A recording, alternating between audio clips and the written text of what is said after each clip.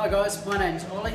I'm from SmartBrew here in New Zealand, and I'm just going to show you how this little carbonation tester works.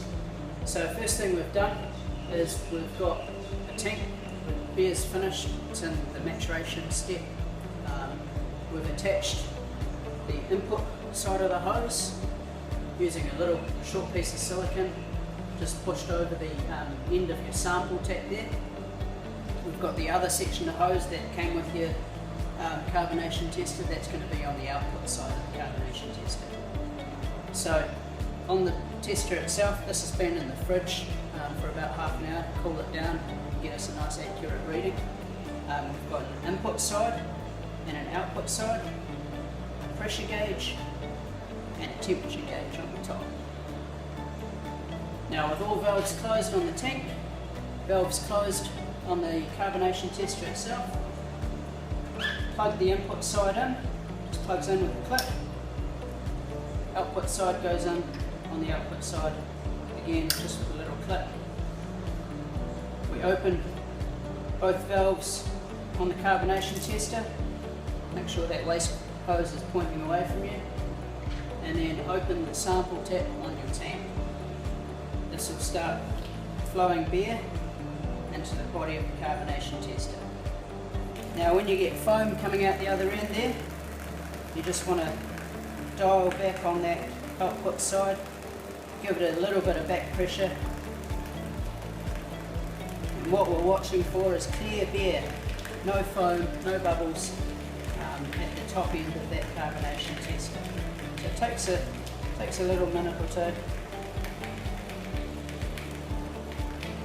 And then once we've got clear beer, we close the sample tap on your tank, close the input side of the beer tester, close the output side. Now at this point we don't want to shake it up too much, but we do want to disconnect both these hoses. Just a little push button at the top there. And you'll notice on the pressure gauge we've got a small pressure reading. This is a false reading. We want to get rid of that by opening the output side facing away from you. Take that back down to 0, close it back up again and shake it really hard. We're going to shake this until the pressure reading stabilizes and you don't get any more increase in pressure. And what this is doing is releasing all the CO2 that's in this known volume of beer. Now that looks like it's settled out. We've got a pressure reading of